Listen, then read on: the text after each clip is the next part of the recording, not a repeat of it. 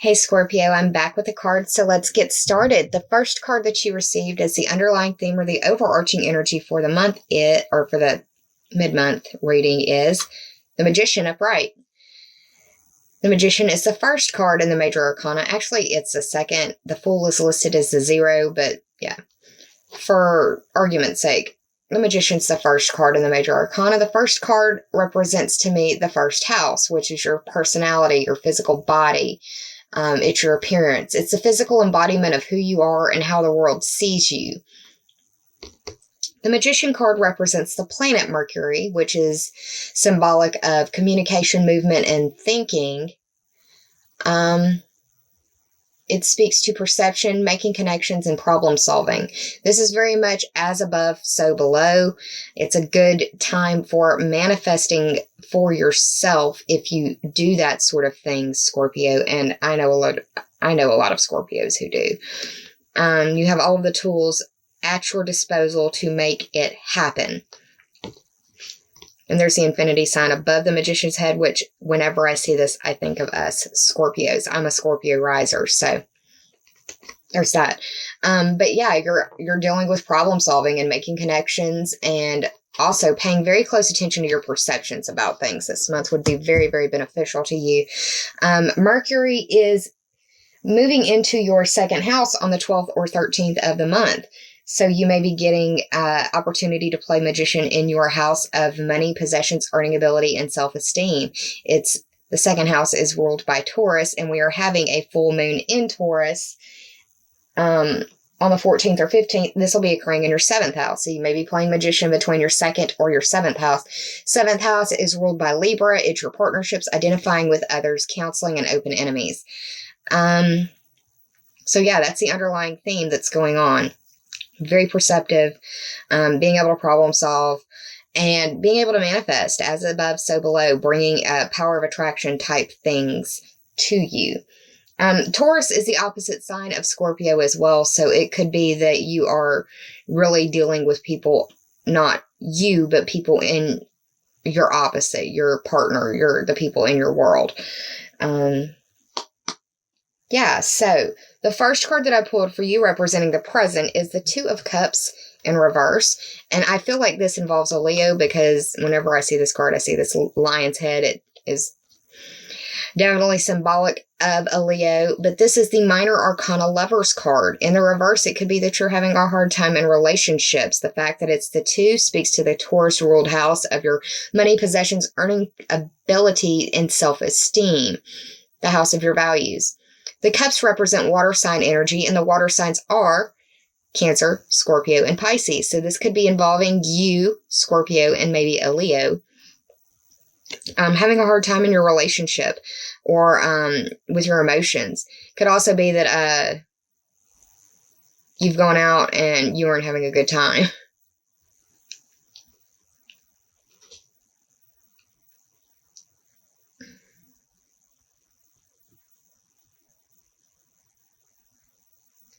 Be careful with your drinking, because Neptune is still retrograde until after the full moon. Neptune will then slow down and go station direct and start moving direct, which would help clear the fog. But drinking isn't going to help. It's only going to make things worse. If you're trying to perceive things, if you're trying to see past the veil. The second card that you received is the Chariot card, and this is another Major Arcana card. This is the 7th Major Arcana card, which speaks to the Libra ruled house of your partnerships, identifying with others, counseling, and open enemies. This could involve a Leo, not a Leo. I keep saying Leo. There's the Sphinx is down here. It could involve a Libra, because the Libras rule the 7th house. But whenever I see this card, I think of the duplicitous signs, like the Gemini has the twins, Pisces has the 2 fish, and Libra has the 2 scales.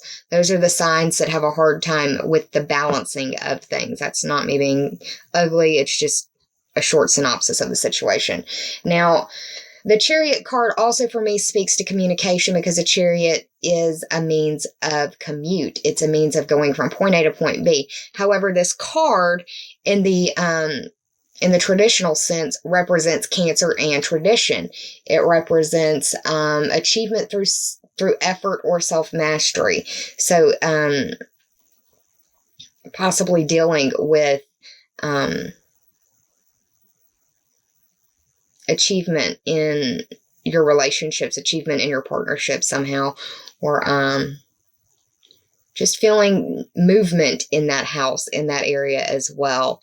I don't know why, but whenever I see this card now, especially after this summer, I see this as an ambulance as well. So it may involve needing an ambulance or some sort of ambulatory care or something to that effect. First aid nature as well. And I noticed the wings. The chariot is a means of transport. You could also be flying somewhere, or someone that you care about could be flying somewhere, because this is not the first set of wings that I've seen. Second set of wings right here. So could be some flying involved somehow. If not you, somebody that you know, possibly a Libra, possibly a Gemini, possibly a Cancer, because that's the traditional representation of the chariot. But I see those duplicitous sphinxes down at the bottom as, like I said, the Gemini, the Libra, and the Pisces as well. A lot of information going through that area right there in the past. The third card that I pulled for you is another major arcana card. Yeah, there's a lot going on, so it could feel like this stuff is just kind of happening to you or around you, and you're not having a whole lot of control over it. The third card represents the obstacle, and this is the Empress. This is the third card. The third card speaks to the Gemini ruled house of communication, short distance trips, siblings, cousins, and neighbors. She is a producer.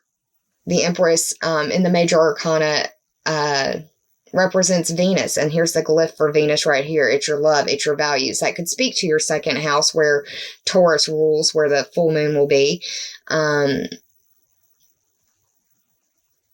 It could also represent a Taurus or a Libra, because Venus rules those two signs. She is about abundance. She is definitely about the feminine principle and being able to produce. She is able to make things. She is able to, I see her as possibly pregnant as well. So if you're not looking for pregnancy, then do what you can to avoid that, because it does look as though it's an obstacle. If it's not a pregnancy, you could be having a hard time with this Taurus moon, or somebody who has a lot of Libra energy in them.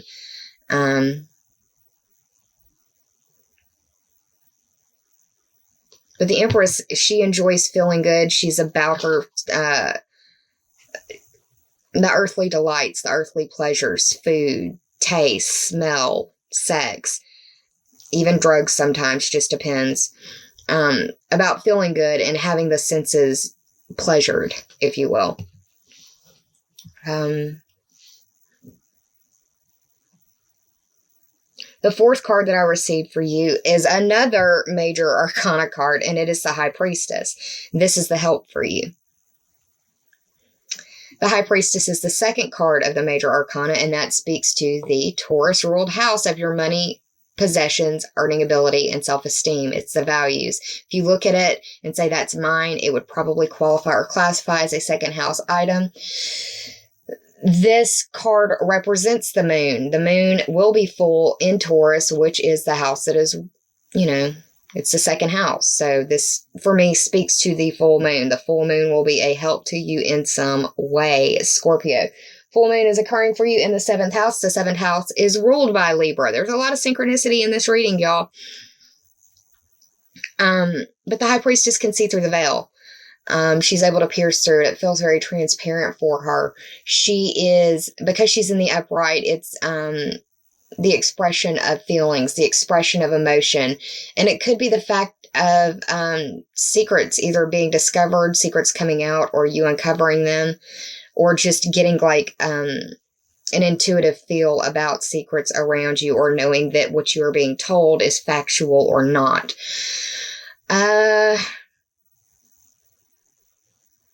I always feel like the High Priestess is got some Cancer in her because of the moon right here. It represents the moon. The moon is the ruling luminary of Cancer. Cancer rules the fourth house, and you are having Mars move into the fourth house. You could be getting intuitive messages about home and family. Maybe me dropping that meant something. All of your major arcanas are in the upright. The only card that you have in the reverse is the Two of Cups, and that's the minor arcana Lovers card. But that could also, I mean, I guess, speak to Gemini as well, because the major arcana Lovers card represents Gemini. But she knows the truth. She sees it as such, and she's not afraid to call it as such, especially if this is you, Scorpio. I don't just think that it's just a Cancer because of the moon. I mean, water signs are intuitive. So this could be a Cancer or Scorpio or a Pisces. Traditionally, it's seen as Cancer. Traditionally it's seen as the moon, but I know the moon is the ruling luminary of Cancer. There's that delineation. Okay, the final card that I pulled for you, which is the possible outcome, is the Queen of Cups. It's like the Queen of Cups and the High Priestess are in cahoots together. They basically, for me, represent the same thing. Water sign energy, very intuitive, very empathic, compassionate in their feelings, and seeing through the situation. This is like the veil and seeing through it, or knowing what's in the cup without having to look in it, knowing what's in the trinket box without having to open it up. She is emotionally intelligent. She knows what to say and when to say it. If she was in the reverse, I would be more concerned. But she's in the upright, so it's like she's guiding you to the right path, or at least helping you understand which way is the right path. I did the math total of this spread. You got the Empress as the third card of the major arcana. You got the Chariot as the seventh card of the major arcana. We got the High Priestess, which is the second. We got the Two of Cups, and we got the Magician, which is the first. So all of that added up is 15. 1 plus 5 is 6, and that speaks to the Virgo ruled house of work and health, or the competency and skills that you bring to the services that you provide. It also speaks to your day-to-day agenda, the daily minutia, your to-do lists, and what you do on the daily. Now, pulled some oracle cards for you. The first that popped for you, Zoe's hanging out. It's kind of chilly. She likes to snuggle up. First card that I pulled for you is the Eruption of Light. Make no mistake of the symbology of the number 11.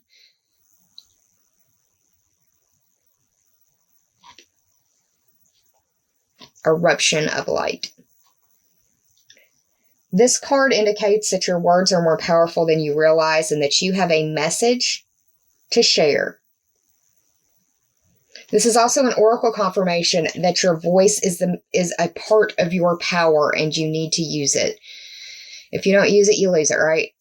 And this is speaking very, very, very strongly to me. I just got finished shooting the Taurus video. I've got a Taurus moon. I'm a Scorpio riser. This is telling me I need to get my butt back in debate.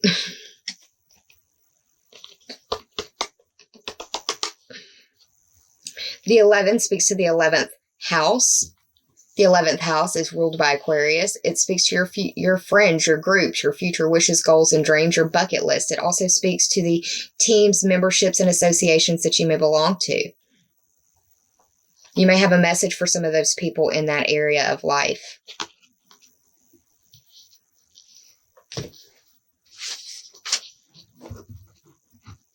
The second card that I pulled for you is the Void, and this looks like the full moon to me. Doesn't that look like wispy clouds just kind of floating by the moon, the full moon, the void? This is the 40th card of the Journey of Love Oracle deck. 4 plus 0 is 4. And you're having Mars move into the 4th house on the 9th and 10th, which is about the time that I'm recording this video right now. But you're at the end of a cycle, is what the void means. And that it's a reminder that transitions require patience. You need to understand that parts of your own transformation and growth are out of your own perceptive view, meaning other people can see it, but you can't yet. It's a time to deal with what is immediately before you, and that there is still growing to be done. So the void is asking you to be patient and be present during this period of growth and transition.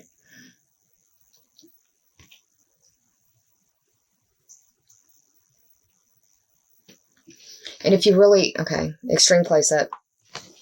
You see this character? It's like she's ascending.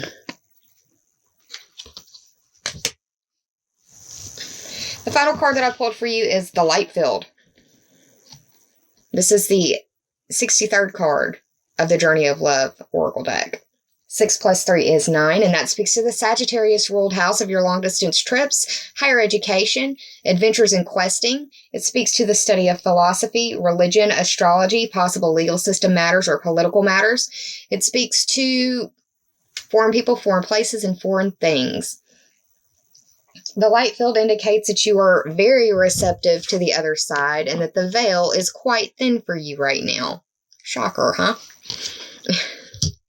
And the High Priestess being in the help, it means that this light field is really opening up for you. The veil is very transparent, as I've said before, for you at this time. Messages that you receive in your heart can be trusted now. Also, you are protected by the light. The light is so close to you, it can look like you are glowing. Maybe not to you, but to other people. Understand that you are protected by the light, so have no fear. It's just love and light.